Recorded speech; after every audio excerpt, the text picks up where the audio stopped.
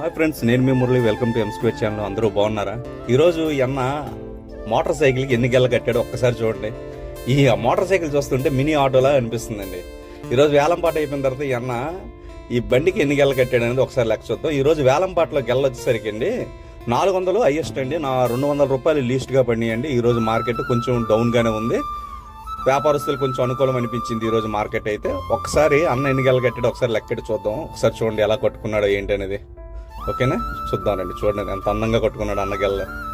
1 2 3 4 5 6 7 8 9 10 11 12 13 గెల్ల కొట్టుకున్నాడు అన్న. చూసారా ఎంత చక్కగా కొట్టుకున్నాడు.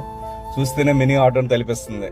ఇంకా అన్న బండి స్టార్ట్ చేశాడండి. ఇంక ఇంటికి వెళ్ళి ఊదరేసుకుంటాడు. ఊదరేసుకుని ఎల్లుండి అమ్మడానికి ఉపయోగపడతాయి. ఓకే అన్న, బాయ్.